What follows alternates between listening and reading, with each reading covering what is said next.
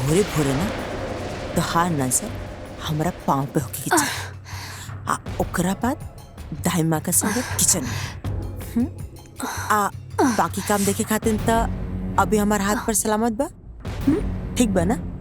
बकरा के माई कब तक खैर मनाई। आज राव टाइम बा, चलाला हुकूमत। कल हमार आई त हम बताई। दुखा गल का? कोई बात ना, आगे से ध्यान रखिए। लड़की देखी जा रहल बनी तो क्या हमारे पसंद पर कोनो एतराज तो नहीं है ना? तू चाहता हमारा संगे चल सकता ना? माई जिंदगी तोहार दिहल है और इस जिंदगी से जुड़ल जवन भी फैसला बा ओकर हकदार तू हो। हमके तोहार पसंद पे कोनो एतराज नहीं खे हमाई। तो ठीक बा, हम आवता नहीं। ठीक बा माई।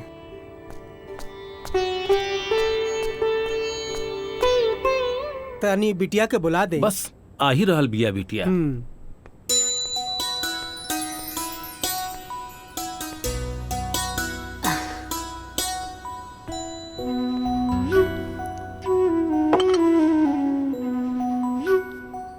ली चाय पी।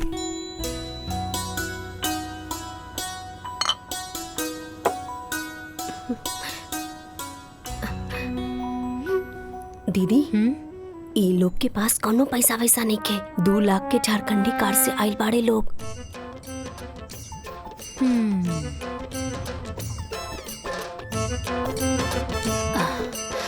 का काम करेनी?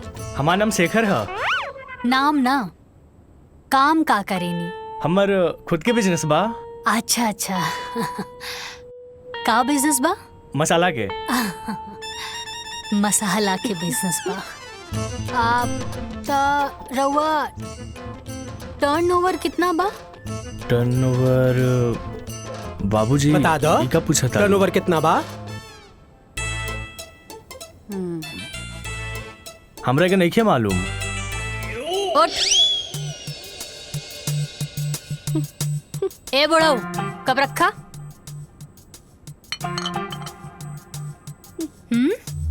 धोखेबाज। अरे ई लोगन के ना बाबूजी कोनो बिजनेस नहीं खे, ना मसाला के ना कुछ। अरे हमके तो लागत था कि आटा के चक्की भी ना बा इन लोगन के लगे। ई लोगन के जब टर्नओवर के मतलब नहीं खे पता तो ई लोगन के का मालूम बा। और अभी ले तू लोग बैठल का बाड़ा। उठा उठा। अरे बाबूजी लड्डू ले ली। अरे निकला यहाँ से। निकल बाहर। चला, तू तो बेइज्जतियां करवा देला। चला। अरे बेटी ई का कइलू तू? अरे बाबूजी एक नंबर के फटीचर आदमी बाड़े और के लेके आयल रहे ऐसा रिश्ता। हाँ अरे कामधारी काका। ई कामधारी काका के पास भी ना कोनो ढंग के काम नहीं खे। जैसे वो फटीचर बाड़न ना वैसे ही फटीचर रिश्ता भी लेके आवेलन। अरे साची से बियाह करे खातिर कोनो ऑडी फॉर्च्यूनर बैंक बैलेंस लेके आए तब जाके साची सोची है कि शादी करे के बा कि ना कि ऐसन 5 लाख झारखंडी कार वाला। हाँ।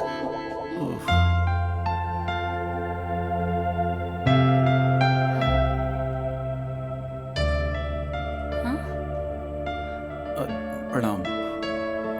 नमस्ते।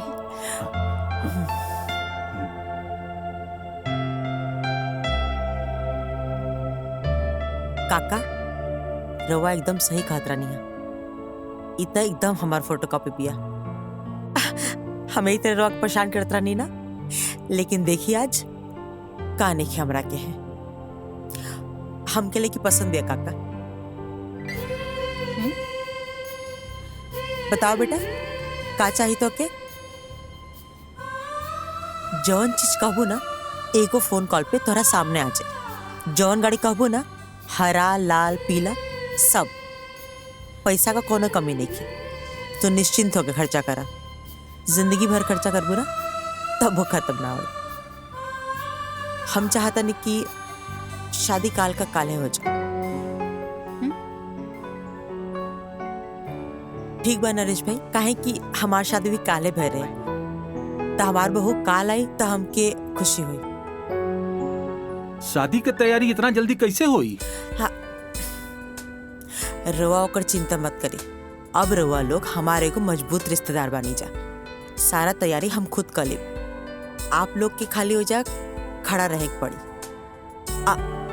लेकिन एगो शर्त बा। जी? शर्त का बा? ज्यादा कुछ ना, हम जैसे से कहब तो के खाली वैसे वैसे करत जाए के बा। आज जैसे जैसे तू करत जेबू वैसे वैसे तहार तरक्की हो जाए, फिर जिंदगी भर बैठ के आराम से जीवन का मजा लिया।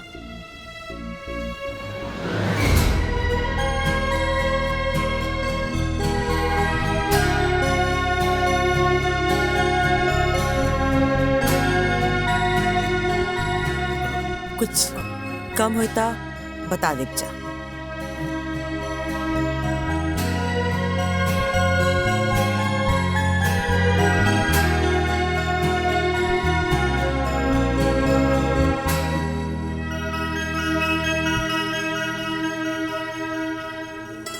रख ला, आशीर्वाद है।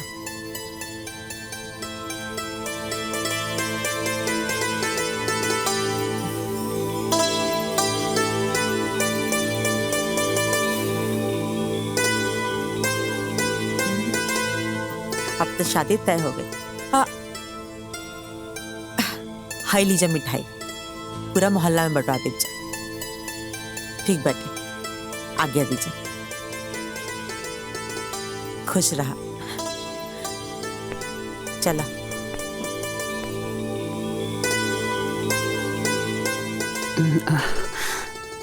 बिना लड़का देखे शादी के लिए हाँ कह दे लू? छोड़ी ना माई, अब रिस्क ले लेनी तो ले लेनी। अरे बेटा, कल शादी हो जाएगा, घर बस जाएगा, ओकरा बाद देखल जाई कि कौन केकरा के इशारा पे नचावता। अरे बेटी, उ देवकी के हम जाने ली, वो बहुत लोभी, लालची और स्वार्थी औरत बिया। कौनो बात नहीं खेमाई। अरे हमरा के भी तो पता चले कि वो खास काम और जरूरी काम उनकर का बा। काहे परेशान बड़ा? नहीं नहीं, कुछ नहीं।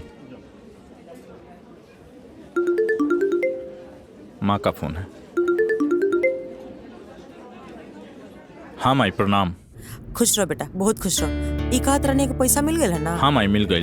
ठीक बा। अच्छा सुनेगा जरूरी बात, हम ना राम का ब्याह तय कर दिल बानी। का बात करत है? अब भैया तैयार हो गए शादी खातिर? हाँ, अब ब्याह काले बाटे तो क्या आवे के बाद जरूर से आज ही है। माई, बाकी एजा हमार दोस्त लोगन भी बारे। तो का हो गई, सबके ले लिया। अच्छा लगी, बाराती करी सब लोग। तो ठीक बा माई, ठीक बा, प्रणाम। हाँ चल, खुश रहो बेटा। का बोल रही है मम्मी? राम भैया के शादी तो फिक्स हो गई बा। अच्छा। हाँ। हमनी सब के चले के बा बारात में। पर पापा?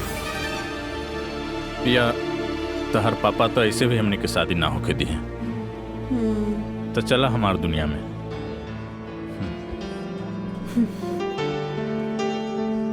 सोच ला, जाइब तो फिर आइब ना। कोनो बात नहीं खे, जे हो के हम देख ले। पक्का? पक्का। डंडा डंडा। का जीजा जी, राम भैया कहाँ पड़न? अरे होइए कहीं हैं? आ तू सुनते सुनते पहुंच गया यहाँ तक। हैं? राम राम छिया छिया। कुछ राम राम मतलब साफा एकदम हाया शर्म सब घोर के एकदम पी गई बड़ा। ससुराल में आके अब बिना काम के ससुराल में खा तड़ा, शर्म नहीं के आवत? आ तू तो बड़का पहाड़ तोड़ता ना। अरे तो हम जाके नौकर नहीं, हम काम करे नहीं। देखत नहीं खी कि दिन भर कितना काम करता हैं? साथ में राम के दोस्तों हैं। ई कमाल शरीर है, फूल के गुब्बारा हो गई बड़ा। अरे मर्दाना शक्ति जगावा, आए एजा से औरत के लेके निकला ठंडे ठंडे। बात करत रहा, देख अभी देख नाश्ता आई गर्मा गर्म। ये लेके आई, ये लेके आई। अरे हमर मेहरारू लेके आई। अच्छा। बैठा चुपचाप। ऐसन बात बा, मतलब दीदी तोरे खातिर नाश्ता बनावे गइल बाड़ी। हाँ हम देखत बानी। हाँ तो देख ली। देख ले। आ गई ले राम भैया। मटरू, हाँ बैठा बैठा। सामे से ढूंढा तानी, कहाँ बड़ा तुम? इनका के जरा सा समझावा। ई सब काम धाम छोड़ के इस ससुराल में पड़ल बड़े, यही जा खात बड़े, यही जा पियत बड़े, शर्म वरम सब खत्म हो तू तो पहाड़ तोड़ता। काहे जिया जी के परेशान करत ताड़ा मटरू? छोड़ दी। ठीक देखा आ गई, देखा नाश्ता आ गई। खींच, तू बैठा बैठा बैठा बैठा। अभी तो कहत रहला हमार डर से खाना बनावे, नाश्ता बनावे। दीदिया कहाँ कुछ कहत रहनी, कहाँ कुछ कहत रहनी। वाह भाई वाह वाह, हे भगवान हे भगवान। नाश्ता लो, नाश्ता करो। भैया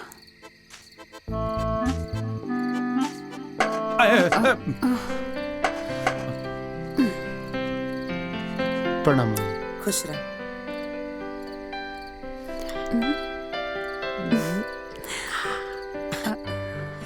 माई मिठाई कौन खुशी में? खुशी ई बाटे कि हम अपना राम का ब्याह तय कर दिल बानी। अब ब्याह काल्हे बाटे। माई लक्ष्मण की कॉल कैलू? हाँ हाँ, तोरा लक्ष्मण के फोन कर दिल बानी, ऊ कल आ जाई, तू परेशान मत हो। फिलहाल तो हमरा संगे चला, तोहर कपड़ा खरीदे के बा। ठीक है। चल।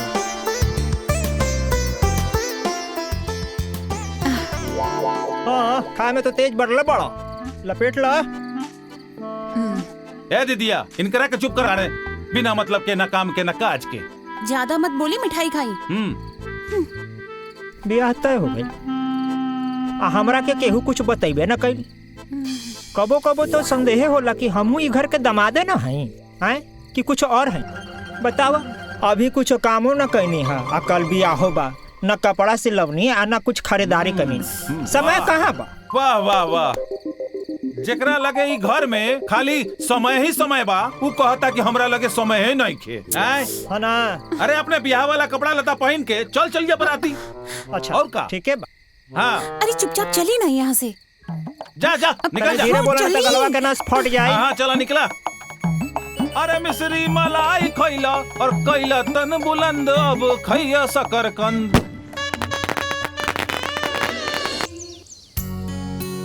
दाइमा ली, राम आऊ को दुल्हन का आरती आप उतारे।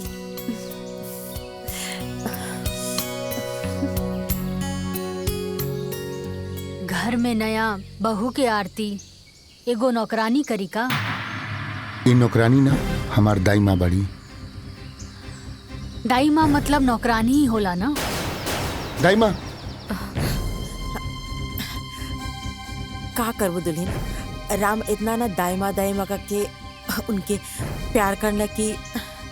अच्छा छोड़ा जायदा, कौन बात नहीं। तू आवा, कलश की लात मार के भीतर आजा।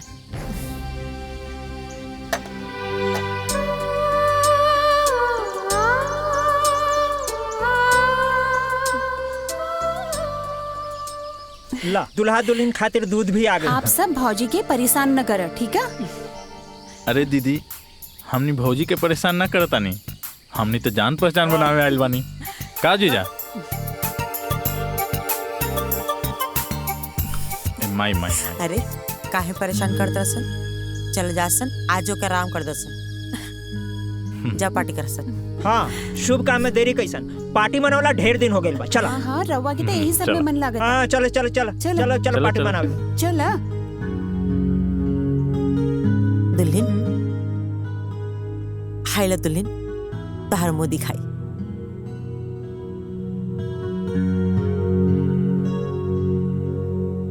पूरा 5 लाख कहा।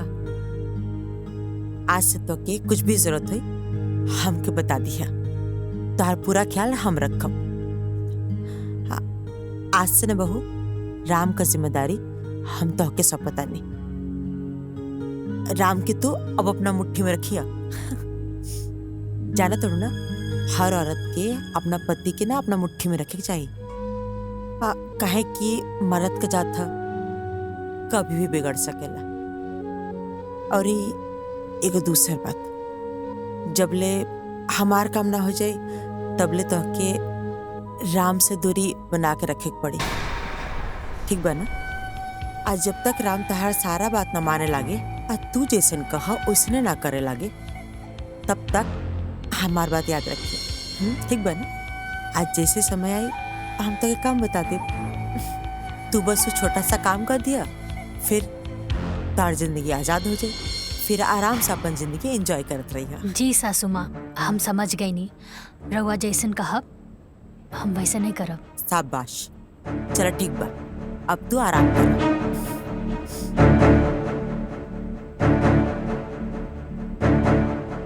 कैसन माई बिया जे अपन बेटा के ही अपन पतों से दूर रखे के बात कर दिया। बियाह त लोग घर खानदान बढ़ावे खातिर करे ना लोग। खैर हमरा के का करे के बा, जे हुक्म चलावे के बा चलावे दा।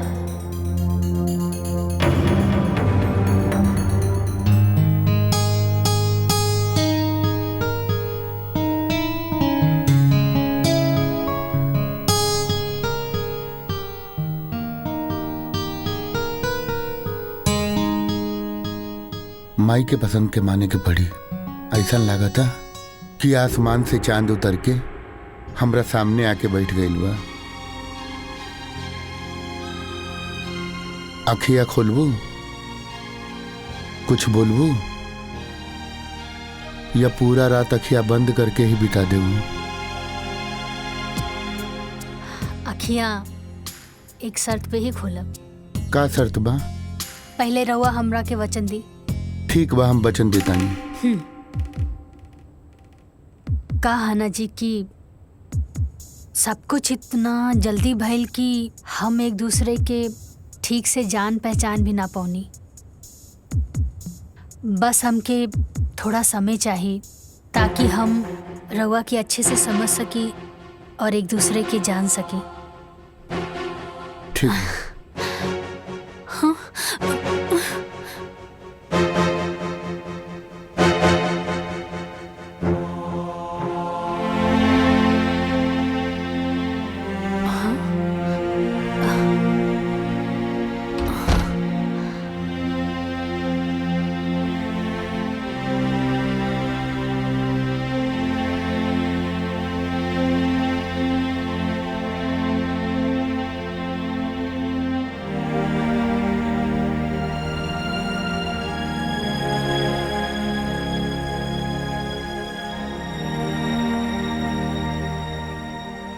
हमरा के माफ कर दिया।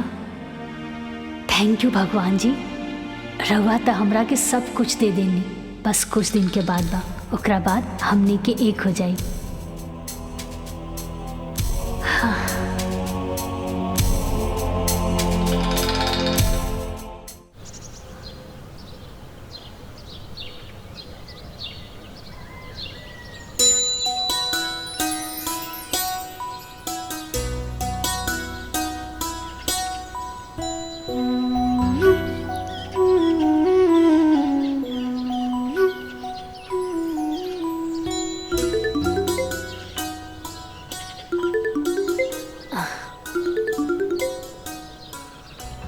माई प्रणाम। खुश रहा बेटा, बहुत दिन हो गए तोरा से बात कैले। कैसन बाड़ू माई? हम एकदम ठीक बानी बेटिया, तू बतावा। हाँ हाँ सब ठीक बा, हम हो ठीक बानी। और साची तोहर सास कैसन बिया?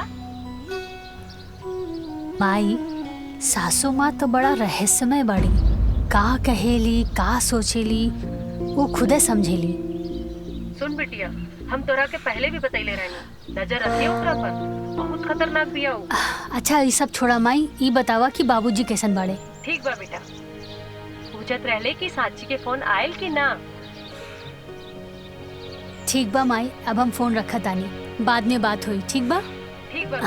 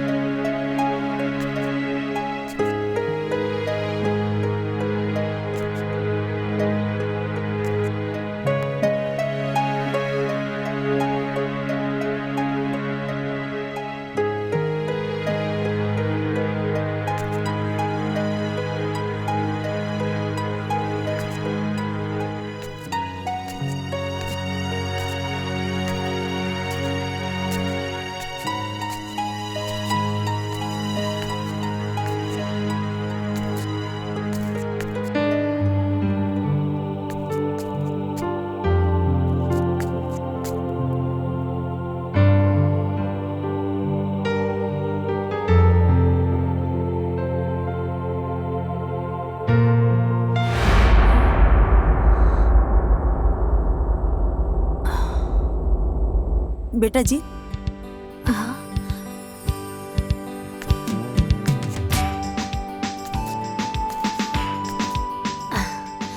बोली ना सासू माँ। धन देख के ऊपरे ताकत रहबो का? माई बाबूजी संस्कार ने खत सिखौले। सॉरी।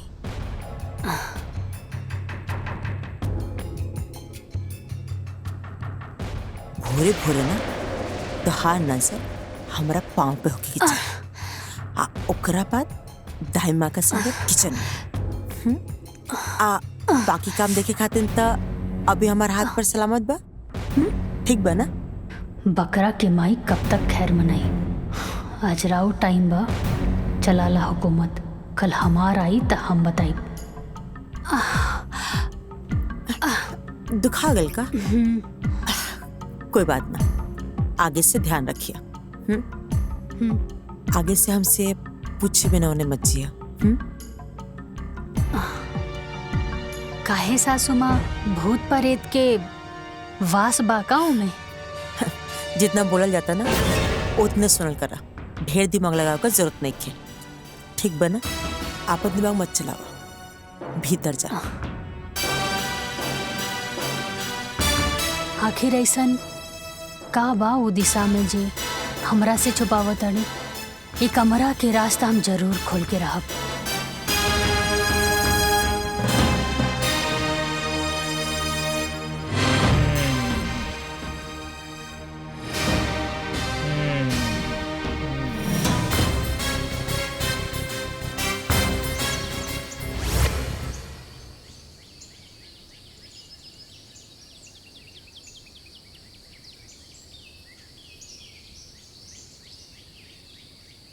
भौजी तनी एक मिनट।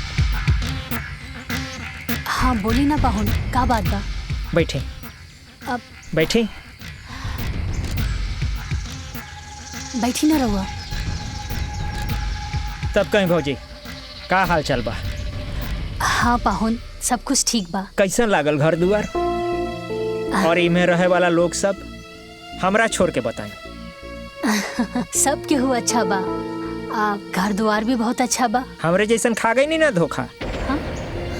एहिजा के लोगन के चेहरा गोर बा, बाकी दिल काला। हमरा दिल बिल्कुल साफ बा, गोर बा। रउआ सोचत हो खब कि काला कलोटा सुखड़ा आदमी के कि मंदाकिनी कैसे मिल गई, लंगूर के अंगूर कैसे भेटा गई? हाँ? कैसे बैठा गई? मोहब्बत भौजी। हाँ। मोहब्बत में आंधर हो गई रहनी है। वही मोहब्बत के चक्कर में ओकरा से बियाह कर बैठनी। ओकरा माई के चक्कर में ओकर माई के मीठी मीठी बात में मुहा के घर जमाई बने खातिर तैयार हो गई नी भौजी। हमरा का मालूम रहे कि घर जमाई के साथ साथ ये जेल खाना के भी मुंह देखे पड़ी। ये अच्छा खासा चलता फिरता आदमी जेल खाना में बंद हो गई। अभी जेल से कैसे मुक्ति मिली है भौजी, कुछ समझ में नहीं खे आवत। पाहुन रहुआ चिंता मत करी, सब कुछ ठीक हो जाई। ए जी कहाँ बानी? अब का होल तहरा के? सुनी, रहुआ देख ली, हम अपन काम निपटा के आवत आनी। ठीक बा भौजी।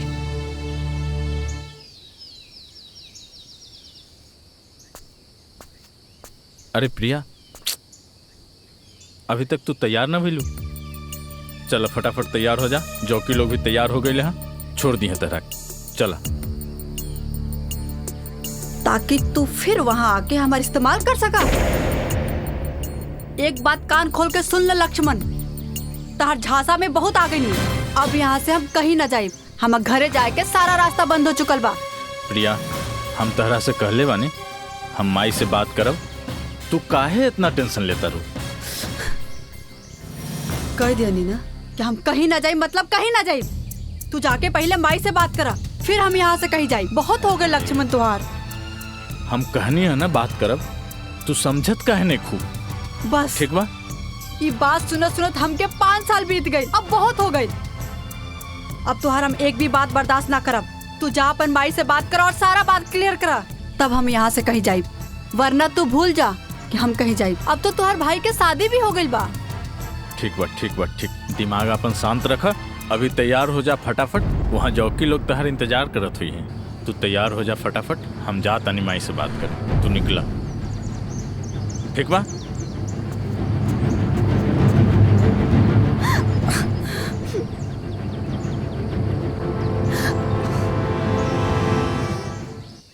ई मटरुआ त दिन पर दिन लापरवाह भइल जाता। अभी ले खाना लेवे ना आइल। राम के खाई में देरी होता।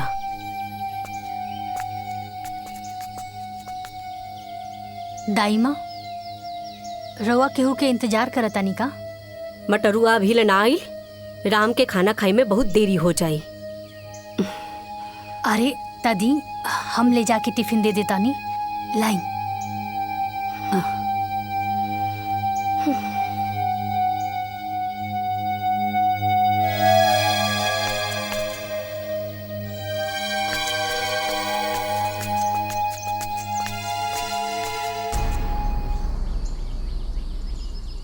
बेटा जी, पति पर प्यार उमड़े लागल बा का? सासू माँ रवे तो कहले रानी ना कि अपना पति के मुट्ठी में करे के बा। बस ये सब उहे के प्रयास बा। शाबाश, ई भइल ना बात। कहा तो का चाहिए? हमके तो बस राउर आज्ञा चाहिए।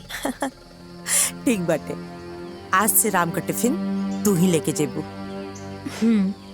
जल्दी जा, वो तो के गोदाम में भेटैया। अनाज जाए के समय होता ना। ठीक बा, और ये हमार बात याद रहे। जा। जी सासू जी।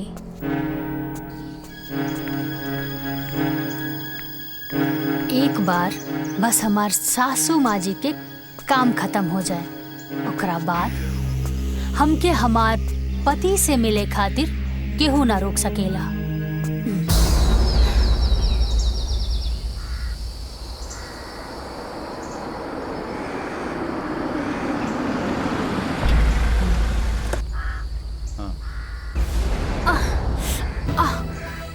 आराम से उठो, बिल्कुल आराम से। रुका। हम डॉक्टर के बुलावतानी। चलिए।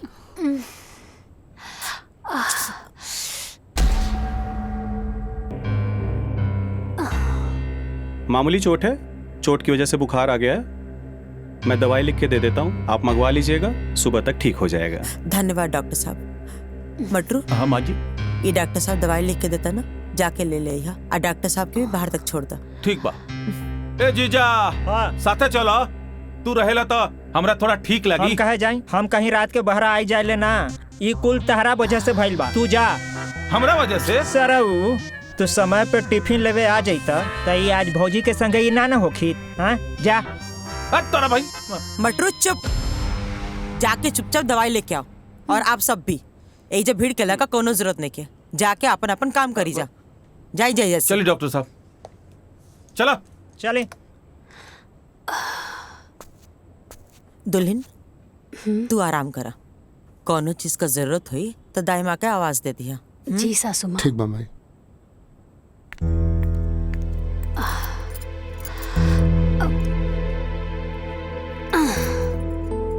अरे रहे दी ना रहुआ, हमके कंबल दे दी।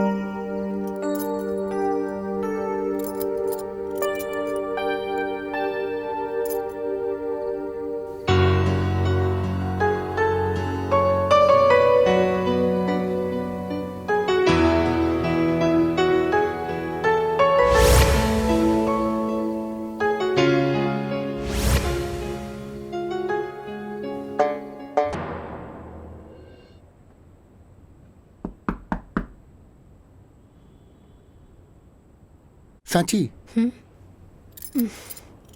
सोई दी ना। अरे उठा उठा के वो गेट पीट रहा बा। अरे बाप रे बाप, दाई माँ। अरे ये जल्दी से हटाई, अगर देख ली ना तो सब गड़बड़ हो जाई। हटाई हटाई, जल्दी करी ना।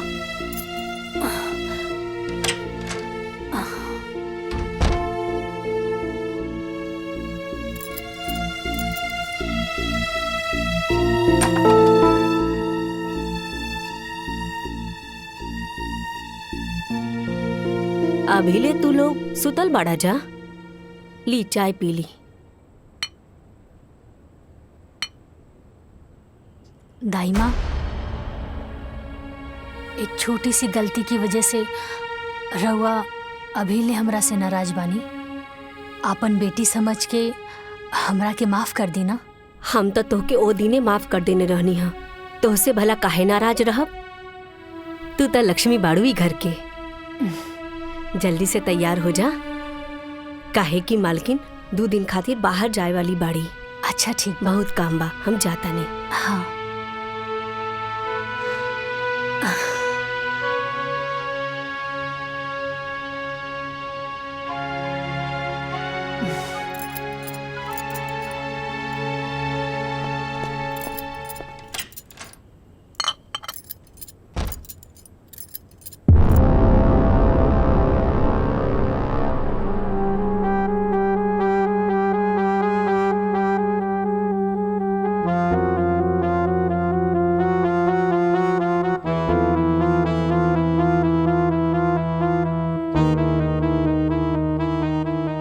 चमक धमक के बीच में ई जंग लगल ताला, कहीं कमरा में कोनो राज तो दफन नहीं खे।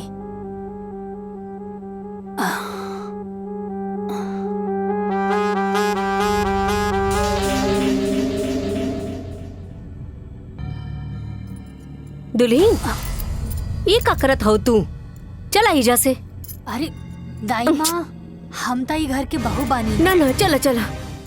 अरे दाई माँ सुनी, वो कुछ ना कही। हाँ, और हमरा के तो बस इतना जाने के बा कि आखिरी कमरा में ऐसन का बा जेकर के हो की जरूरत नहीं खे। कोई कुछ ना बोली, हमरा के देखे दी।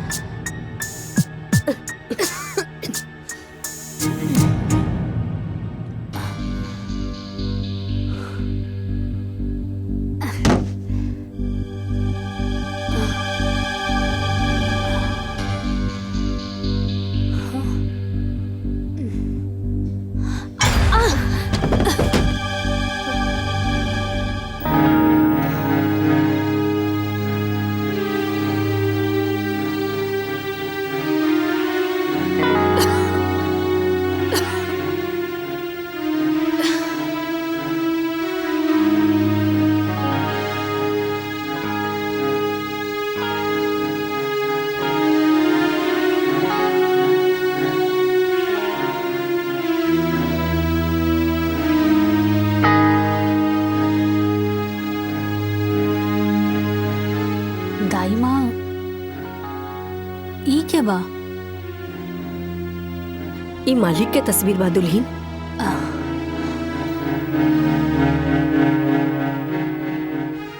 घर के मालिक और ऐसन जगह पर? अरे जब घर के मालिक के उचित स्थान नहीं के मिलल, तब बाकी लोगन के हालत तो बड़ा गड़बड़ हुई ना दाई माँ। हम मालिक के उचित स्थान जरूर दें। ना ना दुल्हीन, ना।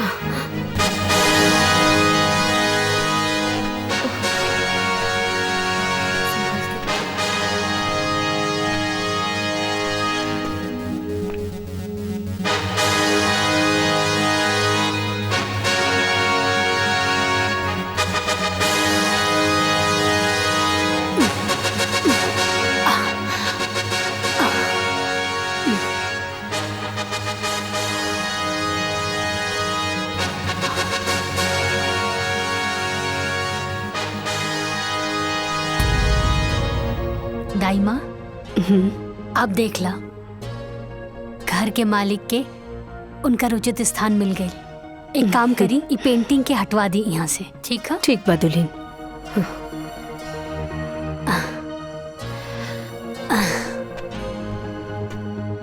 बाबूजी की फोटो वो कबाड़ खाने में, लेकिन काहे?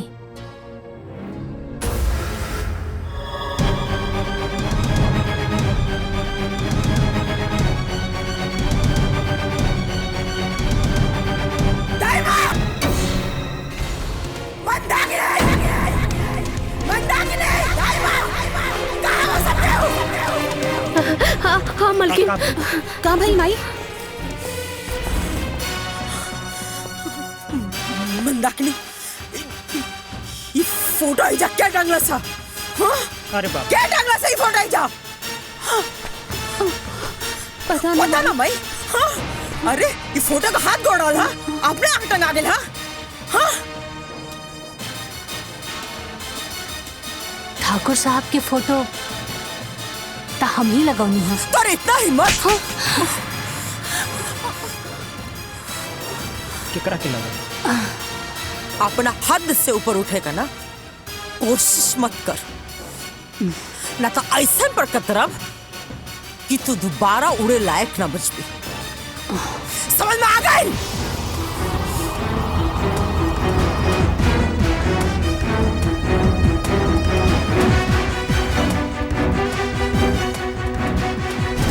का भइल माई? कुछ ना बेटा, वो साची ना तोहर बाबूजी का फोटो लगौले बारी।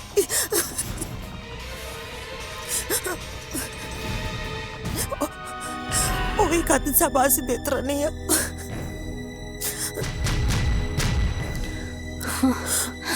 चुप हो जा माई, मत रो माई। माई हाँ, वो के कैसे समझाई कि हम आज ले उनकर फोटो इजा काहे ना लगौन। अरे हमके तो यकीन ना होला क्यों नहीं कौन। मत रो माई। बाकी कौन बात ना, अगर दुल्हन फोटो लगाइए दिले बाड़ी तो ये दुल्हन ओ पाएगा मालो टांग दो। ए माई, माई चुप हो जा माई। अब जब बाबूजी के प्यार हमनी के किस्मत में लिखले नहीं खे, तो कोई भी कुछ का कर सकेला माई। लक्ष्मण बिल्कुल सही कहता रे माई, मत रो माई। माई चुप हो जा माई। देखी ना, फोटो में लागत अड़े कि अभी बोल पड़ी हैं। कितना आस रहे हमरो इनका से मिले के, लेकिन देखी आज मिलबो कहीं तो फोटो पर माला लटकल बा। चुप हो जाई माई। माई बाबूजी हमनी के छोड़ के ना गईले, हमनी के बीच में बाड़े। एगो फोटो खातिर इतना गुस्सा। ससुर जी की फोटो देखकर सासू माँ तो एकदम आग बबूला हो गई। अपना पति से इतना नफरत काहे? कुछ तो बात जरूर बा। आखिर सासू माँ के हमरा से ऐसन कौन जरूरी काम हा? कहीं एकर मतलब ई तना कि हमरा के हमार पति से ना मिले देवे के हिस्सा भी यह प्लान के बा। ना ता एगो सास अपन बेटा के अपन बहू से मिले खातिर काहे रोकी? हाँ।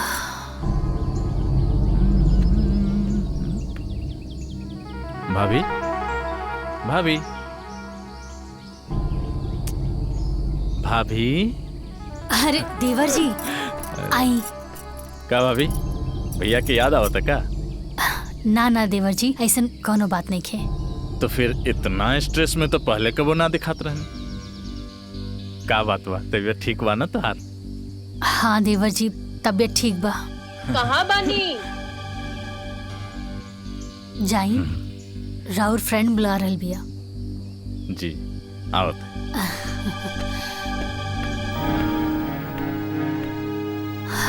आखिर केकरा से पूछी जे हमरा के सच बतावे। दाइमा, हाँ दुल्हन। एक कप चाय मिली का? हाँ हाँ, अभी हम लेके आवतानी। हम गार्डन में बानी ओइजा लेके आ जाइए। ठीक बा, हम वही जे लेके आ जाई।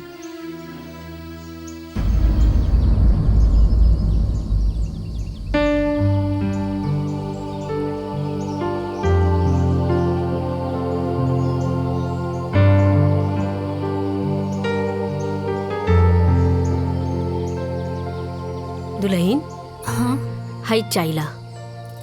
लाई दाइमा।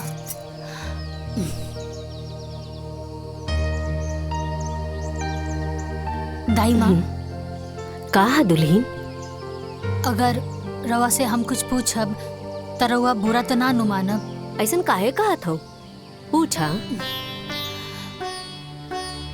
दाइमा, रवा ई हवेली में कितने साल से काम करत बाड़ू? जब से राम के जन्म भई तब से ये हवेली में हम बानी। हाँ। अच्छा दाइमा, एक बात बताई, ये ससुर जी की फोटो देख के सासू माँ इतना गुस्सा में काहे आ गई? एकरो जिम्मेवार हम ही बानी दुल्हन। छोड़ा ना, जायदा उनकर तो आदते बा बोले के। अरे दाइमा सुनीता, एक तरफ बहू भी बोलत आनी और दूसरी तरफ बात भी छुपा रहल बानी। और हुआ जिम्मेदार कैसे मानी? का बताई दुल्हन, राम जब 5 साल के रहने तबे मालकिन के स्वर्गवास हो गई और मालकिन की याद में ठाकुर साहब दिन रात नशा में ही रहे लगने। तब ठाकुर साहब से हम ही जीत गईनी कि हमर गांव में एगो हमर सहेली बा, ओकरा से बियाह कर ली। और ठाकुर साहब भी बात खातिर तैयार भी हो गईलन। और एक दिन देवकी, एक बात हम था कि यही क्लियर कर देता नहीं कि हमरा से कबो संतान के तू उम्मीद मत रखिया। काहे के हमनी लगे एक संतान बा जेकरा पर तहार पूरा अधिकार रही, ताकि कबो भी हम संतान का कमी ना होके दे।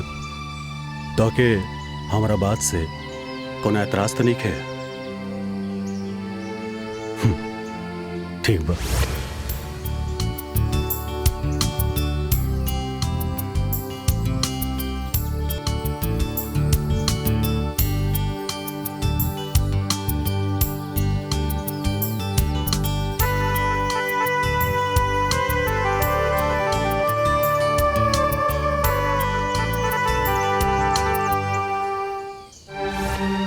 फिर का भइल? ठाकुर साहब जी के साथ का भइल? ठाकुर साहब के तो बड़ा दुख भरल कहानी बा दुल्हन। फिर देवकी के जीत के आगे ठाकुर साहब हार गईले। देवकी, कौने धर्म संकट में डाल देलू? हम तो से पहले ही कहले रहली नु कि हमके और बच्चा ना चाहिए, और फिर कहता नहीं कि एकरे बारे में ना सोचा। ठीक बा ठाकुर साहब, हम भी अभी ना जहाँ था देवकी, दाएं ने खबरदार, जो मरे एक बात कहलू। ठीक बा, तू जैसन कहबू उहे हुई, पर भगवान खातिर मरे के बात मत करो।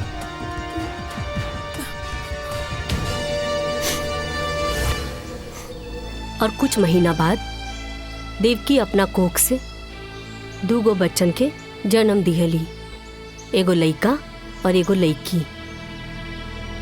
अपना बच्चा के मुंह के देख राम के प्रति रवैया बदल गई।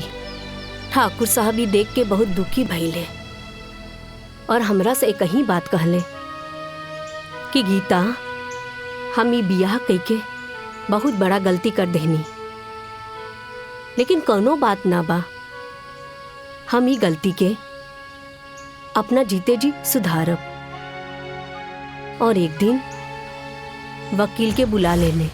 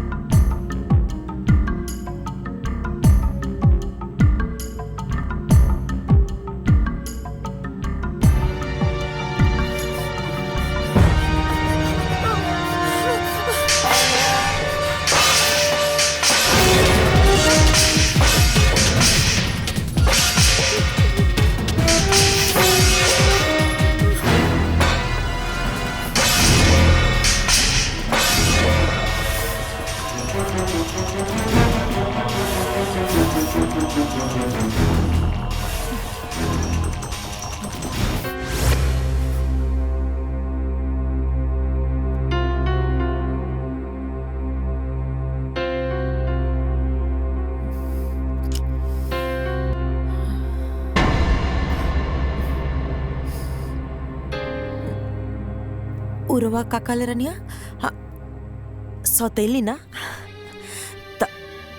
तब जब रवा हमके सौतेली कहिए देले बानी त अब हम रवा के बताई कि सौतेली का होले। तो रवा के का लागल कि रवा वसीयत बदल के जंग जीत लेनी। अरे जंग ता अब शुरू भइला। रवा आज से अभी से हमरा खातिर मर गई।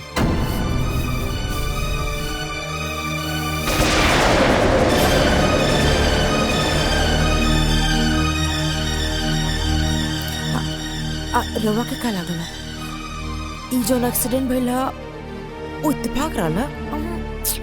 आहा वो हम करले रहनिया।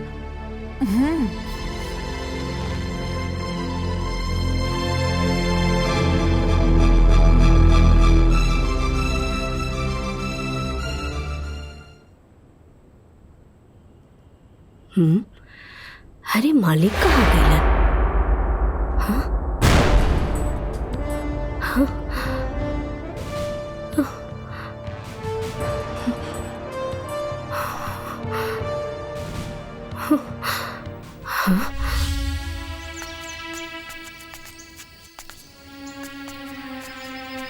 ओकरा बाद ठाकुर साहब कहाँ गईले? ठाकुर साहब के का भइल हमनी के कुछो पता न चलल। बहुत लोग तो इहो कहेला कि देवकी ओकरा के मरवा देले। अगर हमके पता होखित कि हमार सहेली अंदर से ऐसन बिया था तो हम शादी करवैती ही ना। हमके अपना सहेली माने के बजाय एगो नौकरानी मानतिया। ई सबके तो जिम्मेदार हम ही हई। रउआ से कौनो गलती ना भइल बा। रउआ तो बस आपन फर्ज निभानी है। का दाई माँ तोरा लगे कुछ काम नहीं खेका?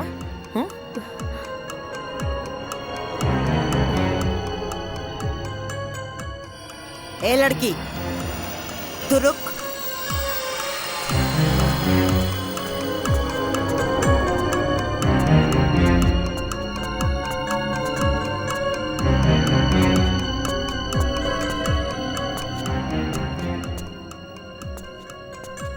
बेटा जी इसन कौन विशेष मीटिंग चलत रहा कि सुबह से साझ हो गई? सासू माँ आज तक हम रउआ से कबो कुछ पूछनी है का? आपका हवा पानी बदले खातिर भी हमके राउर इजाजत लेवे के पड़ी। एगो फोटो टांग के हमके उल्टा जवाब देके हमरा खिलाफ जाके तू साबित का कल चाहत रो? तो हर दू कौड़ी का औकात हम चुटकी में बर्बाद कर दे। जहाँ से आई बड़ू ना ओइजे उठा के फेंक दे। सासू माँ हम इतना मूर्ख नहीं थे। हम ही घर में बियाह करके आइल बानी और रहल बात औकात के ता आज भी ई घर में हमार औकात राउर औकात से ना बहुत ज्यादा बा। काहे कि ई पूरा घर के मालिक हमार पति बाड़े। और रउआ की हमरा से कौनो काम रहल ना जौना खातिर रउआ हमरा के घर में लेके आईनी। हमरा के सब पता चल गई बा। रउआ के हमार सिग्नेचर चाहत रहे ना और हमार पति के अंगूठा। यही खातिर रउआ हमार पति के मूर्ख बना के रखनी और अपन बेटा के शहर भेज के पढ़ौनी लिखौनी। पता चल गई। ज्यादा तड़ो हम ऊ जहरीली नागिन हैं जेके एक बार डसले पे नहीं तो उठ के पानी भी ना मांगेला।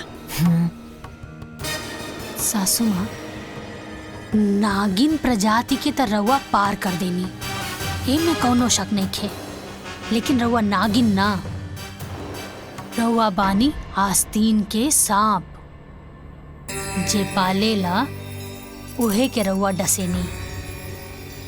रउआ शायद ही भूल गईनी कि जौन हवा पानी में रउआ पलपोस के आयल बानी उहे हवा पानी में हमहू पलपोस के आयल बानी। यही से अगर रउआ नागिन बानी त हम बानी सपेरा, और हम हर वो नागिन के फन कुचले के हुनर अच्छे से जानी ले। राउर ई जोन गुरूर बा और ई जोन हुकूमत बा ना, एक दिन ओकरा के अपन पाँव के नीचे ना झुकावनी तो हमरो नाम साची ना।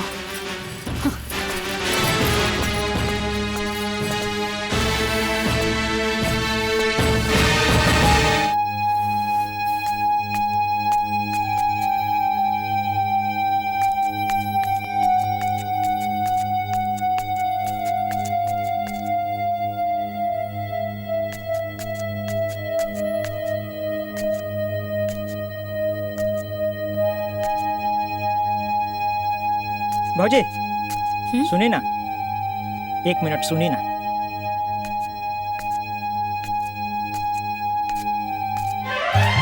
अरे हे दुर्गा, हे काली, हे लक्ष्मी, हे सरस्वती, हमरा कोनो प्रकार से ये घर से बाहर निकाली है भौजी, हमरा उद्धार करी। अरे बाहोनी, ई रउआ का कर रहल बानी? हाँ उठी, अरे पहले उठी। उठ गई नहीं, हम रउआ के बात मान गई नहीं, बाकी रघु के हमारे को बात माने के हुई। बीए पास, पढ़ल लिखल है, अपन पैर पर खड़ा होखल चाहता नहीं, बिजनेस करल चाहत बानी, लेकिन वो हमार सास हमार राह में कुंडली मार के बैठल बाड़ी। भौजी कुछ उपाय करी। देखी हम रउआ के हिम्मत के देखले बानी, वो शेर बिया तो रउआ सवा शेर है, कोनो प्रकार से हमरा ये घर से बाहर निकाली है भौजी। You are iron lady. भौजी की जय। अच्छा सुनी पाहुन, हम जल्दी रउआ खातिर कुछ करब, लेकिन अभी हमरा के जाए दी, कुछ जरूरी काम बा, समझी? जी जी जी ठीक बा ना? जी भौजी, जाइन जाइन, लेकिन जल्दी ये कोशिश करब ये भौजी। लेकिन का भइल? बात नहीं करे के हमके। अरे लेकिन कुछ बताइबू कि का एक भइल? बार कहा तेने की बात नहीं करे के, तो नहीं करे के। तो के एक ही बात बार बार बताए पड़ी, समझ में नहीं क्या हम का कहते नहीं। जा तू यहाँ से। अरे का हमार बात सुना, काहे इतना गुस्सा कर? लक्ष्मण, घर में अला कितना दिन हो गए, तू का के लेके आयल हमरा के कि भैया के शादी होते ही तू माई से बात कर लेबा। अब तो भैया के शादी भी इतना दिन हो गई, तू का चाहता रहा तोहर घर में हम दोस्त बन के रही? तार जब मन करला तू मस्ती करे आ जाला। अरे इतनी बात माई से बात करला हमार शादी के लिए, और तो के माई से बात करे में इतना काहे डर लगा था? तू ना बात कर सकेला तो बोला हम बात करी माँ जी से। तू हमार बात सुना, तू इतना हड़बड़ात काहे बारू? सही वक्त आते ही हम माई से बात करब। बहुत हो गल तोहार, ये बात सुनो सुनो हमके 5 साल बीत गई। अब तू जा यहाँ से, हम कहने क्या बात करके, तू जा यहाँ से। सुना, अरे वाह, ये तो कमाल हो गई। देवर बाबू शहर से डिग्री ना बीवी लेके आयल बाड़े, और ये खबर से घर वाले बेखबर बा। हरी तो ब्रेकिंग न्यूज मिल गई साची। आई सासू माँ, बता बतानी। मलकिन, नाश्ता में इतना देर? हाँ, लेके आ बतानी। यहाँ कोई नाटक मत करिए, ओके? पीछे लड़ियाल चला ताड़ू। यही जा बैठी ना, यही जा बैठी।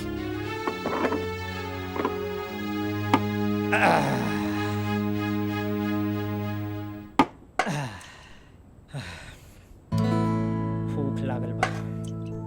हटी। प्रणाम माई, माई बहुत भूख लागल बा, खाना दा ना। दाई माँ हमरो लावा। दाई माँ हमें रोटी दा। आज कुछ चटपटा नहीं खे बनल बा का? आय का मेहमान जी, कुछ खुशखबरी आवे वाला बा का? जौन चटर पटर खाए के मन करता। सारा तहरा से मुँहे लगावल बेकार बा। हाँ ठीक कहला।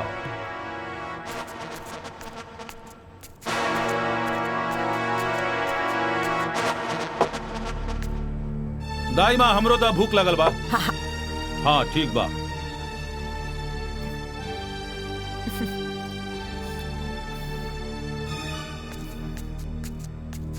रहुआ उठी, ऊपर बैठ के खाना खाई। पर हम तो बचपन से ऐसा ही खाता रहल बानी।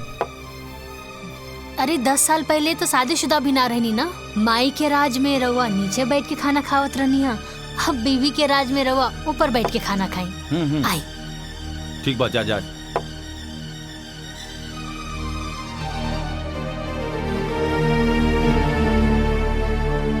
आई बैठी। हाँ राम, एजे बैठ के खा लो। अब तू घर वाली जी वाला हो गल बाड़ा, अब हमार बात का कौन डाली? ना माई, ऐसन बात नहीं है। अगर तू कह तो फिर हम वही जगह जाके बैठ जाए। ना ना बेटा, कोनो बात ना, आज से तो एजे बैठ के खा। माई एगो रोटी दाना। हाँ हाँ। ये पूरा घर के मालिक हमार पति बाड़े। ये लीजिए रोटी।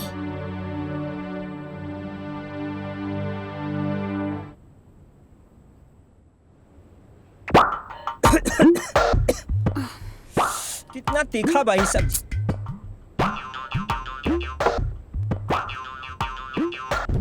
इतना भी तीखा नहीं के मेहमान कि घोटाओ ना, खाई चुपचाप। तोहरा से चुपचाप ना बैठल जाला का? चुपचाप खाई ना। ए दीदिया, अरे इनका उड़द तीर पकड़े के आदत पड़ गई बा।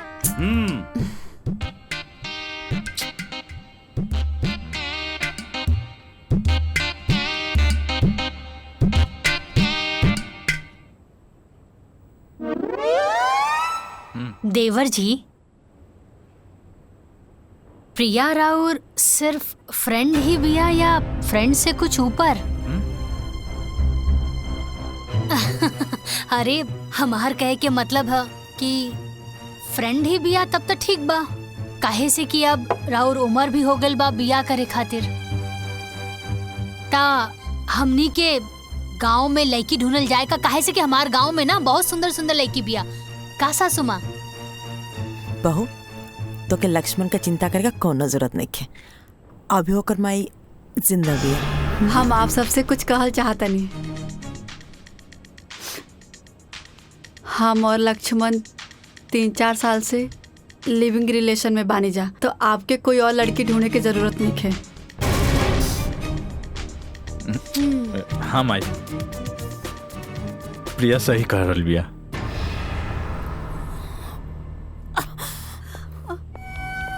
माई माई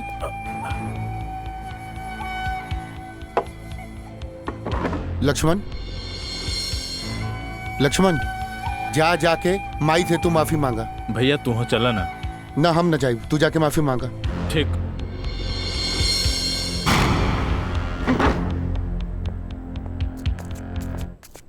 पाहुन, ई लिव इन रिलेशनशिप का होला?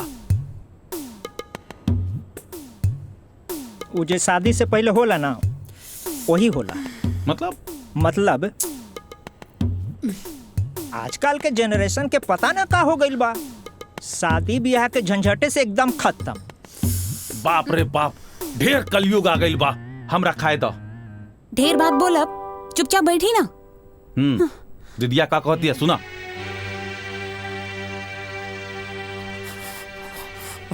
पानी सर से ऊपर जाए लागल बटे, अब जल्दी कुछ ना कुछ करे के पड़ी।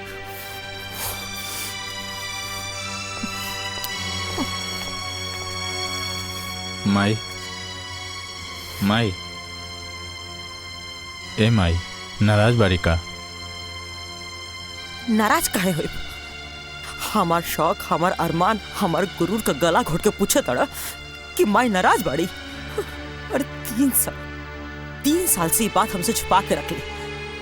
आज जब बतावे का बेरी आयल है, जाके दूसरा से बोल ले हा, तो उन्हें का ठान के रख ले बड़ा सन ना कि हमार अरमान पर पानी फेर कर बसन। माई हम रोज हिम्मत करके तरह से कहे के चाहत रहनी, बाकी मुंह तक बतवे ना आवत रहे। माई हमके माफ कर दे माई। माई तहार दिल तनिको दुखावे के हमार मन न रहे। माँ जी हम लोग के माफ कर दी। अब तू देखत जा सच्ची, तो से ई घर का झाड़ू पोछा अगर ना करोनी ना तो हमरो नाम देव की ठकुराई नहीं।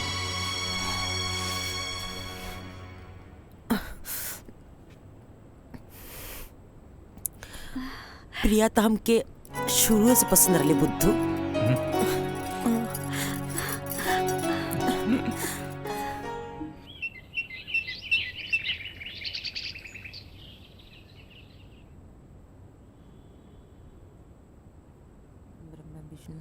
महादेव गंगे काशी विश्वनाथ गंगे हर महादेव गंगे काशी विश्वनाथ गंगे हर महादेव गंगे काशी विश्वनाथ गंगे हर महादेव गंगे काशी विश्वनाथ गंगे हर महादेव गंगे काशी विश्वनाथ।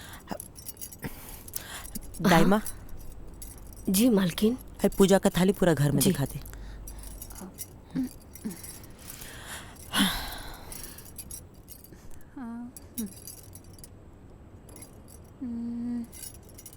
प्रिया बहू।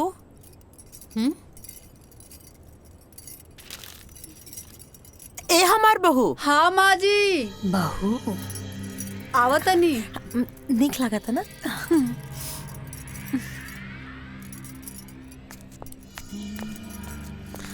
प्रिया पे बहुत अच्छा लगी। हाँ माँ जी। आओ ना हमारा लगे बैठा। हमार चांदनी है बहू। अब देखो प्रिया, तू हमके पहले तो कुछ ना बतौलू तो हमके ढंग से स्वागत करे के भी मौका ना मिलल।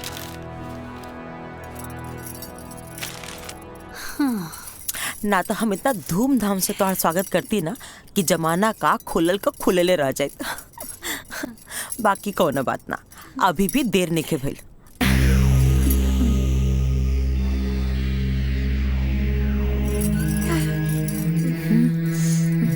ये हमार खानदानी हारा।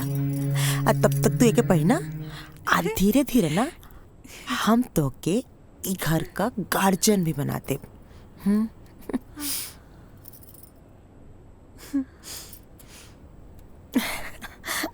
प्रणाम भाई। खुश रख। लक्ष्मण। हाँ माई। प्रिया का मम्मी पापा जी के ना संदेशा भेज दो कि हम हम लोग से रिश्ता का बात कर चाहते नहीं। माई हम तरह से बोले के भूल गई नहीं। प्रिया के माई बाबूजी हमेशा खातिर छोड़ के चल गई ने।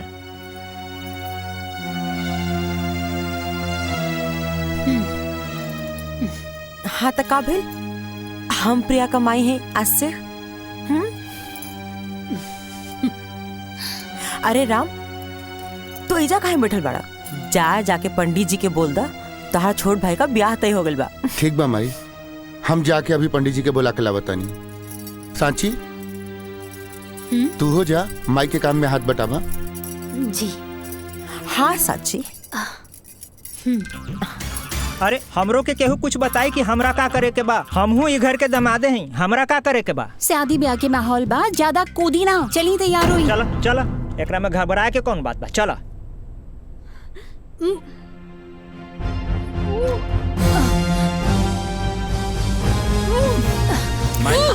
माई असली भाभी भाभी। अरे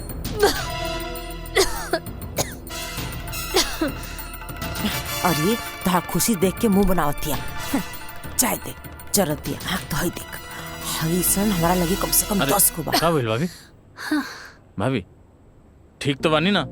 हाँ देवर जी हम ठीक बानी, बस उल्टी आ गई। भाभी डॉक्टर बुलाई का? अरे ना देवर जी हम ठीक बानी। और रउआ एजा का करत बानी? राउर तो शादी के बाद चला था ना, जाई तैयारी करी। भाभी हम ठीक बानी, रवा जाई। ठीक ठीक बा।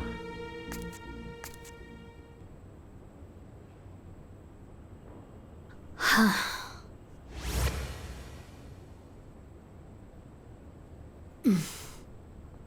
सांची हम का भइल, तोहार तबीयत ठीक बा ना? हाँ हम ठीक बानी। लक्ष्मण बतावत रहे कि तोरा उल्टी भइल रहे नीचे। खुशखबरी बा। हम तो तबीयत के बात करत तानी और तू खुशखबरी के बात करत तानी। रउआ पापा बने वाला बानी। का साचो? हाँ। कबले हम पापा बन जाए? हम जाके माँ के बता क्या बता? अरे बैठी था। अरे अभी बहुत टाइम बा। और सासू माँ के हम समय देख के बता दे, काहे से अभी घर में शादी ब्याह के माहौल बना। बधाई हो पापा जी।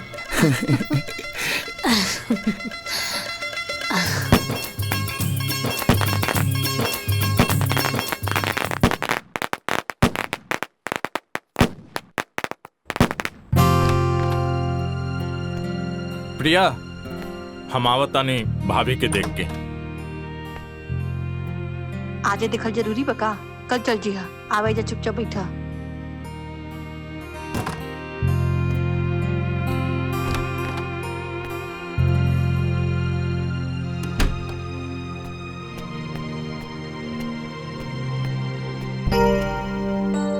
का भइल भाभी? ठीक तो बानी न रहुआ? तबीयत ज्यादा खराब हो गई बा लगता। भाभी कहीं तो हम डंडार हेल्थ में कॉल करके डॉक्टर से अपॉइंटमेंट ले ली। अरे नाना देवर जी, हम एकदम ठीक बानी और ये सब करे के कोनो जरूरत नहीं खे। और रउआ एजा का कर रहल बानी? जाई, प्रिया इंतजार करत हुई। अरे ना भाभी, पहले हमरा खातिर रहुआ लोगिन बानी, ओकर बाद प्रिया। हा लक्ष्मण, तू टेंशन मत ला, हम बानी नु। तू जा, प्रिया तहार इंतजार करत हुई। अब देखिए, जा जा जा, रउआ सब लोग ठीक बोला बा। तानी, बाकी मन न करता यहाँ से जाए के। जाई देवर जी, इंतजार करत हुई। ठीक बा।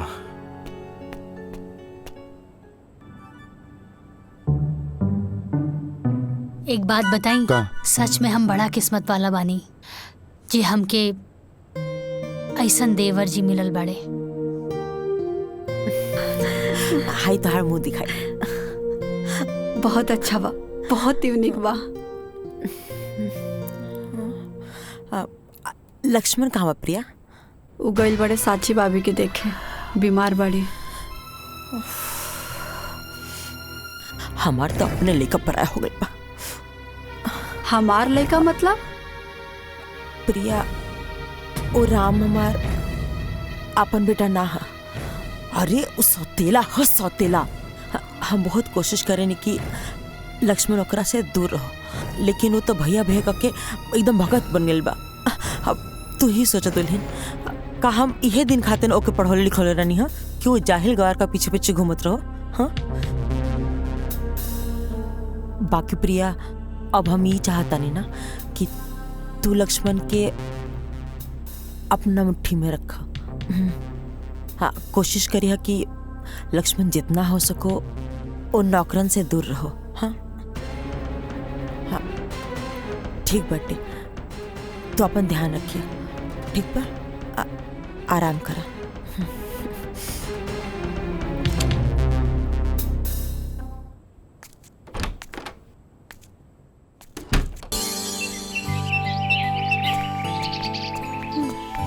पूरा काम हो जाएगा।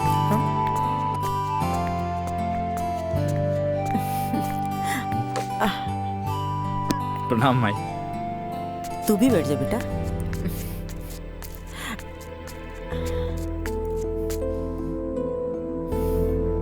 प्रणाम भाई। प्रणाम भाई। दामाद जी सुबह से दिखत ना रनिया, कहीं व्यस्त रनिया का? थोड़ा काम रहे, इनकरे साथे तो रहनी। जीजा जी हमरे साथे रहले हम आई। काम सही चलता ना? हम आई ठीक चलता।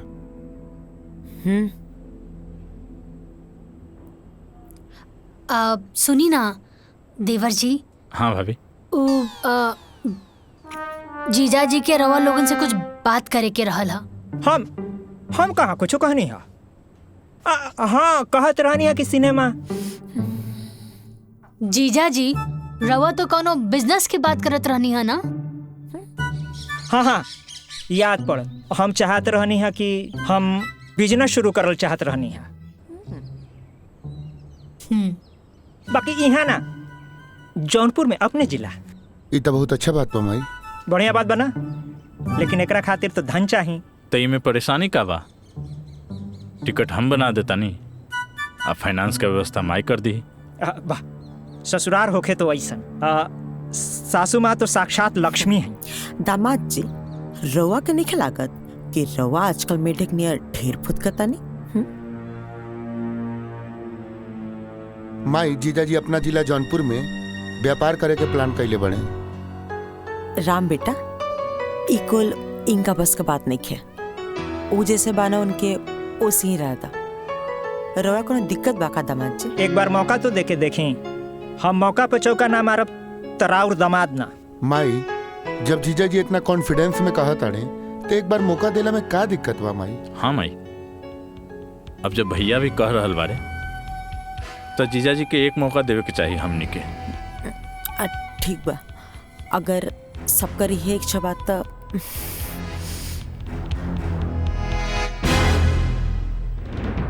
जिया जी हमरा टिकट बना देता नहीं। ला खाली हम अकेले थोड़े जाए, अब बिजनेस बा तो नया नया बिजनेस शुरू करब तो हिसाब बखरा खातिर कोई तो चाहे न, साथ में मंदाकिनी जी हैं तो काम आसान हो जाए। अरे हाँ जीजा जी तो एकदम ठीक तक कह रहल बाड़े। अब देखी ना सासू माँ ससुर जी के गैला के बाद ये पूरा हवेली के खानदान के बिजनेस अकेले संभरले बानी, कुल हिसाब किताब अम्मा जी अकेले देखत बानी, और हमनी के भी देखी हमनी कैसे पूरा अपन ससुराल के जिम्मेदारी उठावत बानी। अब अगर मंदाकिनी जीजा जी के साथ में जई हैं तो उनके बिजनेस में बढ़ोतरी होई ना। का अम्मा जी सही कहा तानी ना? तो ठीक बा जिया जी, हम दोनों जना के टिकट बना देता नहीं। हाँ देवर जी कर दी।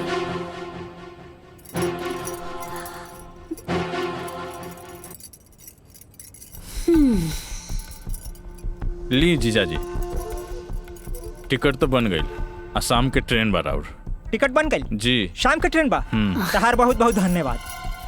ठीक बात है, चलो चल जल्दी चलो, सामान पैक करे को हुई। चलो चलो चलो। अरे सुनो ना, सुनो सुनो चल चल जल्दी चल चला, ढेर मानी सामान बिखरल हुई, सबके समेटे के हुई। चलो चलो, अरे चला ना, चलो चल चल चल चला चला। प्रिया हाँ जा तू हेल्प करा। ठीक बा। हम मठू के बोले लिया बतानी। भैया हम भी चलता नहीं, अगर चला जमाई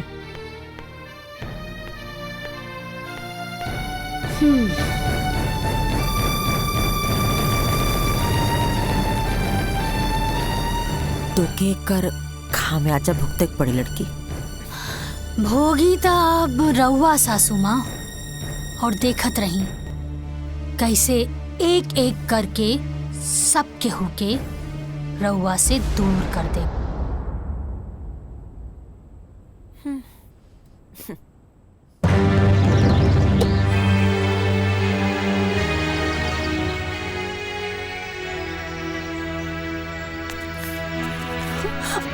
अरे चलो चलो, गाड़ी छूट जाए। चलो चलो बैठो बैठो बैठो। प्रणाम। चलो माई चलो तनी। ठीक बात है, चलो तनी।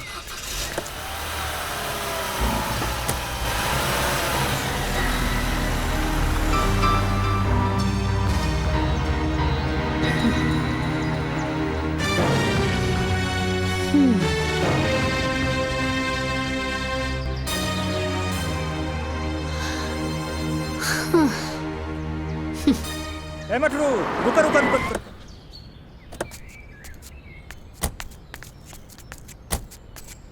ए जीजा जी का भाई झाड़ा लग गई का?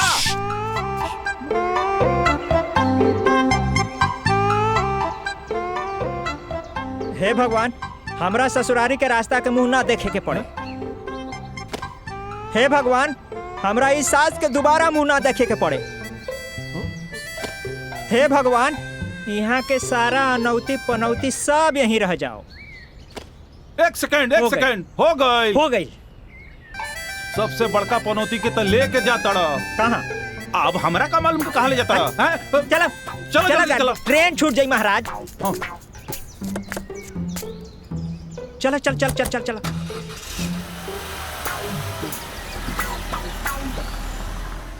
दाई माँ, ये फोटो देख के लागता कि इनकरा के कहीं ना कहीं हम देखले बानी। लेकिन कहाँ देखले बानी याद नहीं खियावत।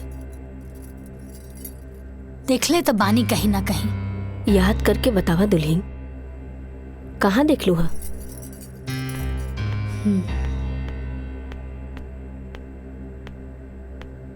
दाइमा, एक कप कॉफी मिली का?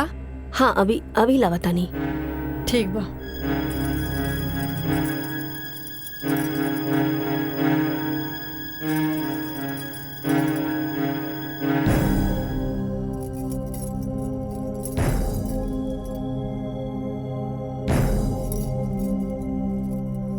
दाइमा, हाँ कॉफी बनाने में कितना टाइम लगा था? बस हो गई, अब ये लागतानी। पता न कहाँ कहाँ से सब उठ के आ जाला।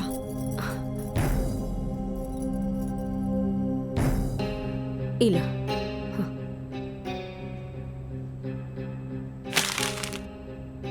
इतना टाइम लागेला कॉफी बनावे में? यू बास्टर्ड जाहिल गवार, तुमको सेंस नहीं के का? दुल्हन वो गलती से गिर गई। प्रिया, तमीज नहीं का कि अपने से बड़ से कैसन बात कल जाला? अरे कम से कम दाई माँ की उम्र के तो लिहाज रखा। लिहाज आप करी, काहे कि आपके नौकरानी और मालिक के बीच के फर्क नहीं के पता। अरे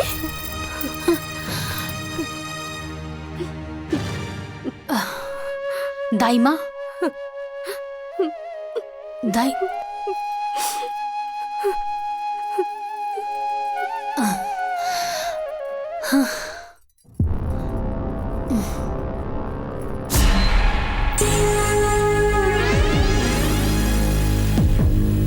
अच्छा,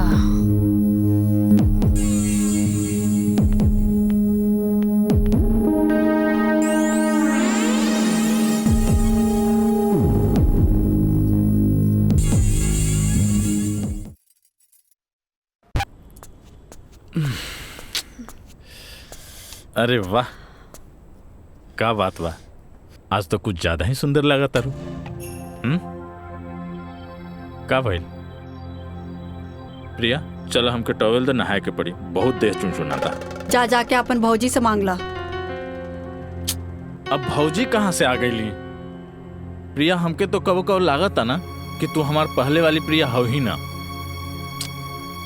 शादी के बाद एकदम बदल गई लू। अरे चलो भाई, टॉवेल दा, देह नोचता। देह नोचे चाहे माथा, गवार वाला काम करे में बड़ा मजा आवेला ना। गवार मजदूर के साथ रहत रहत तू मजदूर हो गल बड़ा। अगर मजदूरी करे करला तो इतना काहे पढ़ला लिखला? प्रिया, अपना जवान के लगाम दा। का गलत बोलता नहीं, मजदूर के मजदूरे बोलम ना। प्रिया, वो हमार भाई है। भाई है तो का गवार है? प्रिया, लक्ष्मण,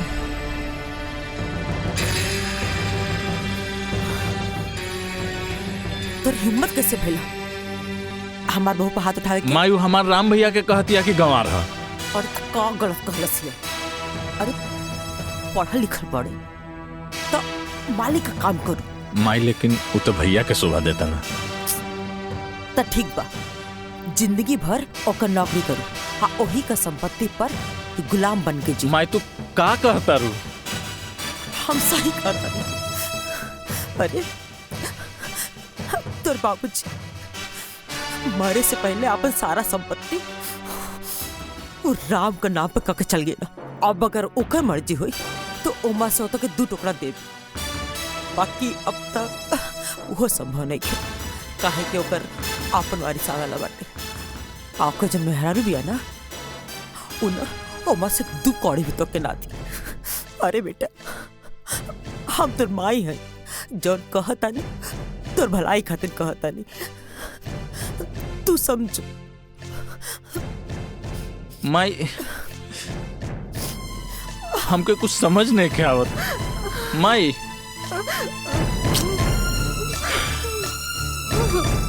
का हो रहा बस समझ में नहीं के आती। राम भैया, राम भैया, ओ राम भैया। अरे का हो मधुसूदन? ए भैया, हमनी चंदा मांगे आयल रहनी जा। अच्छा, हम देता नहीं।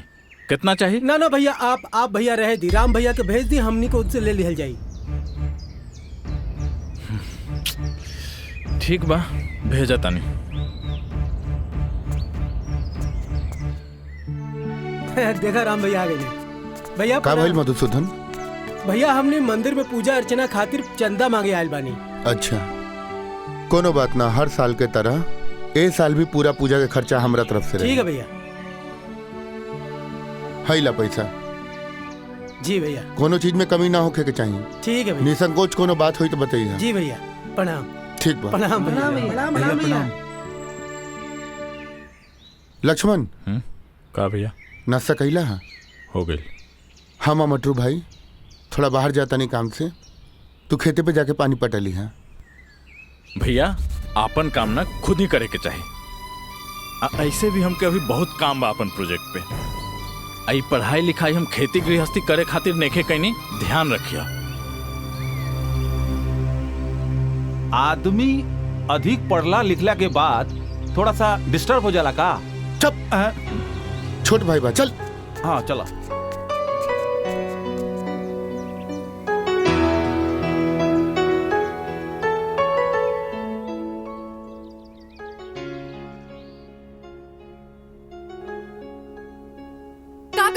मजदूर के मजदूरे बोलम ना।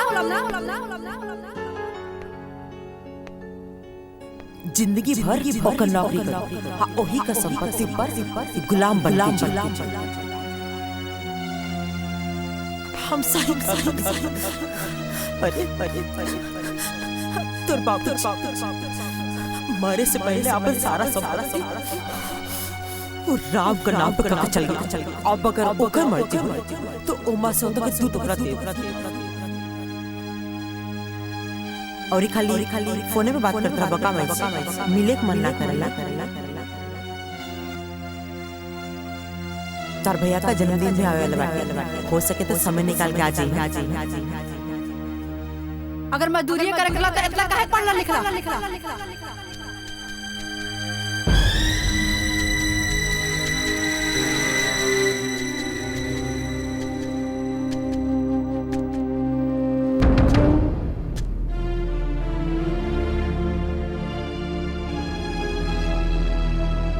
प्रिया तू ठीक कहत रहलू। हमार नाम के एक भी पहचान अपन गांव वाले के सामने नहीं है। तो के हम उहे न समझात रहनी। हाँ अब सही समय बाटे अपन मुट्ठी टाइट कर दे, न तो सब कुछ ना रेत का नियर निकल जाई। तो माई ओकरा खातिर का करे के पड़ी? विशेष कुछ ना करे के पड़ी, खाली वसीयत का पेपर पे राम से अंगूठा लगा के पड़ी, ओ लड़की से साइन करा के पड़ी। बस पूरा दौलत संपत्ति के सब कुछ के तो इकलौता वारिस हो जाए। ई काम हम आज का आज ही कर दे। राम के तो हम जैसे बोलो वैसे कली, बाकी टेढ़ा खेर बिया लेकी।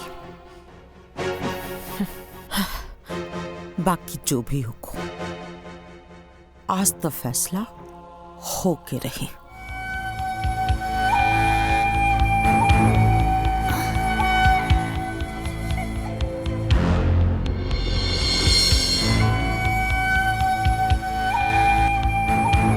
देवर जी,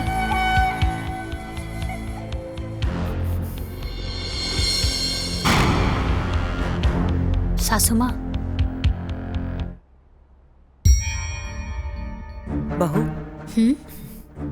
सवेरे मंदिर गए रहलू, साज का दिया बाती कर तड़ू, बहुत शुभ घड़ी बाटे। तनी हमार छोट काम कर दो, हाई पेपर साइन कर दो। सासू माँ कौना चीज के पेपर बाई? तो के याद बा तो से कले रहनी, तो से को छोट काम रही, जब सही समय तो बता दे। उहे ला वसीयत का पेपर है, साइन कर दो।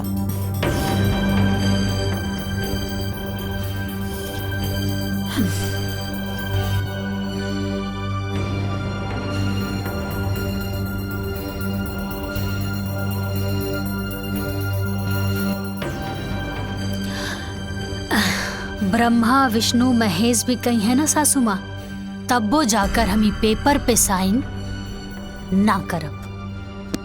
भाभी कर दी साइन। अच्छा एकर मतलब कि सब लोग एक हो गए बाड़ा, कोनो दिक्कत नहीं के। रउआ सब लोग मिल के भी ना हमरा सामने कुछ नहीं खे।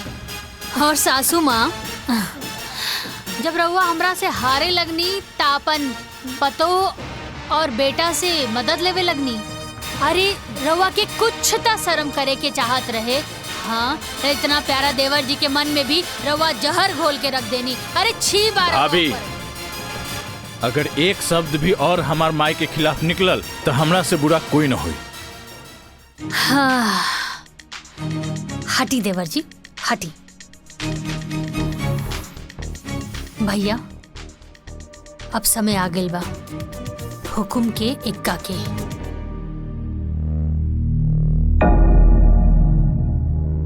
सासू माँ तू डाल डाल त हम पात पात।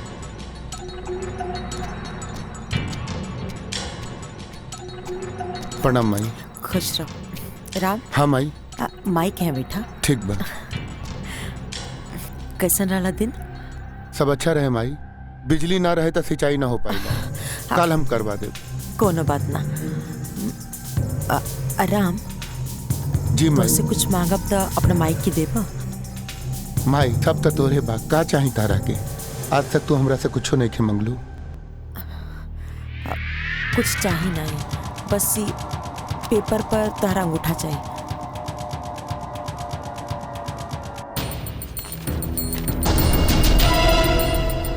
यहाँ पे माई।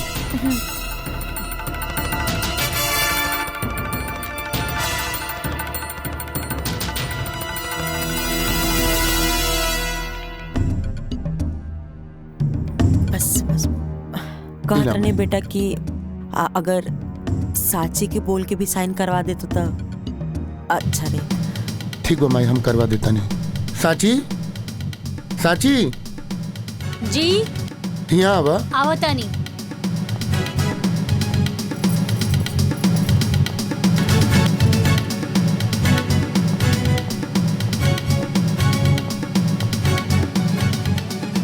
का भाई जी? साची है पेपर पर साइन कर दा। रउआ क देनी का? हाँ, हम अंगूठा लगा देनी है। रउआ भी ना इतना सीधा बानी। ए लेकी हमरा के ज्यादा टाइम नहीं है, चुपचाप जल्दी से साइन कर। सासू माँ रउआ गलत जगह प्रयास करतानी। हम कहनी ना कि हम ई पेपर पे साइन नइखे करब और कबो ना करब। साची जिद मत करा, साइन कर दा। रउआ के पता भी बा कि का बा? अरे वसीहत के पेपर बाई। ए लेकी ते चुपचाप साइन कर बिक्की। हाजी तोर सुहाग के मिटा के रखती। अगर रउआ के मारे के बाना तो हमरा के मारी। तो के मार का करब? तो क्या तोर बच्चा के ते घर में नौकर बना के रख। माई ई तू का कहा ताड़ू? उहे जौन तू सुनत बोल चुपचाप अपन मेहरारू का कि साइन करो पेपर पर।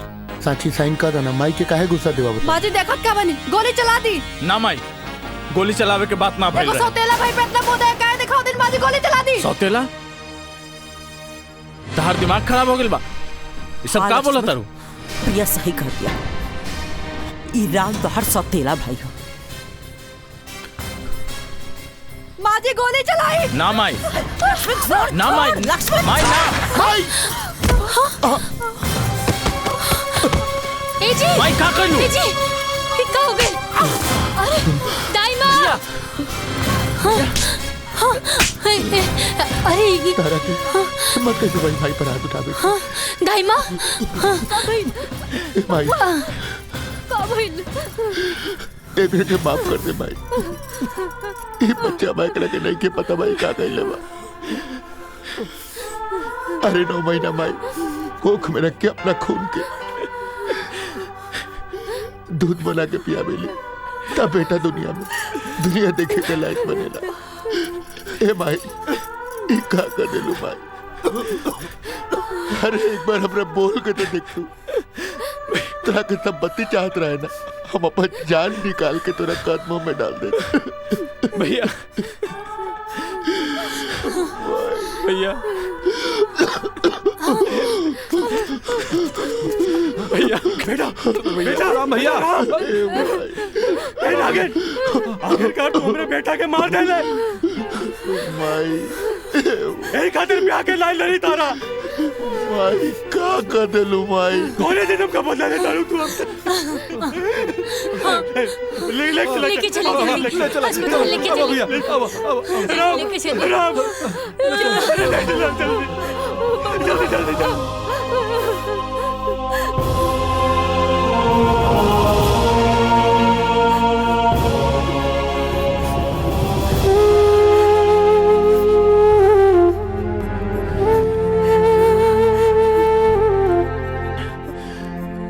इतना बड़ा झूठ।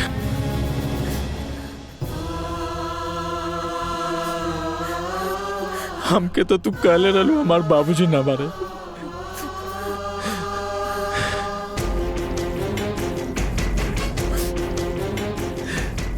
बाकी काहे माई, काहे ऐसन कैलू?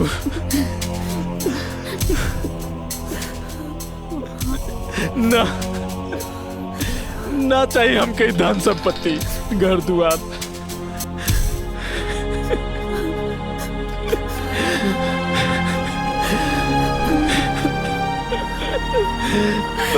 ना चाहिए। माफ कर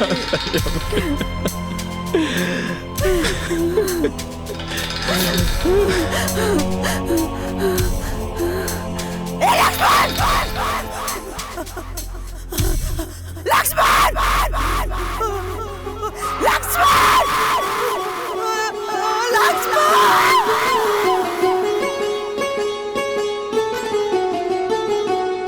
ठीक बानी ना? हाँ हम ठीक बने। आराम भाव हो सके। लक्ष्मण हाँ भैया। कैसन बाड़ा तू? हम ठीक बानी भैया, रउआ ठीक हो जाई, सब ठीक हो जाई। हम ठीक बानी। मन में मैल रहल जे भी वो, मन में मैल रहल जे भी वो, सबका मैल धोआइल बा। काहो खेला खून के रिश्ता सच में आज बुझाइल बा।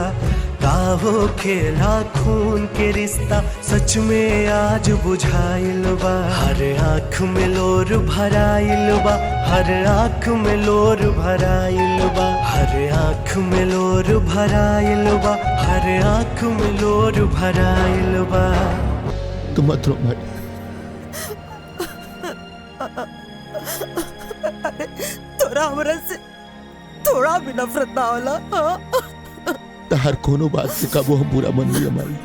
मत रो माई, मत रो माई। तू माफी मत मांग माई। अगर हमरा से कोनो गलती भइल बा तो हमरा के माफ कर। हम ठीक बानी माई। माई मत रो ना माई, मत रो।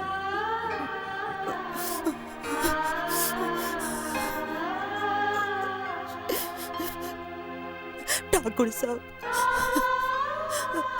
रवा भी हमके माफ कर दी। अरे अरे हम लोग में आके ना अपन फर्ज भुला गए रहनी। हमार परिवार हमके लौटा दी, हमार परिवार हमके लौटा दी ठाकुर साहब। देवकी, सुबह के भूलल अगर शाम के घर आ जाए तो ओकरा भूलल ना कहल जाला। देवकी, गलती हमार है। अगर हम ताके सौतेली ना कहती तो तू सौतेला व्यवहार ना कर तू। लक्ष्मण, माई के चुप करावा। माई तू चुप हो जा।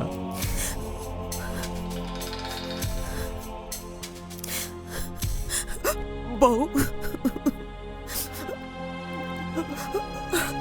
हम सबसे बड़ तो हार गुनाहगार बनी। अरे तू तो हमारा घर का लक्ष्मी रहलू, लेकिन हम तोरा संगे कितना गलत कही, कितना गलत। तो कि जौन सजा देवे बा तू हमके दे दा, बाकी हमके माफ कर दा।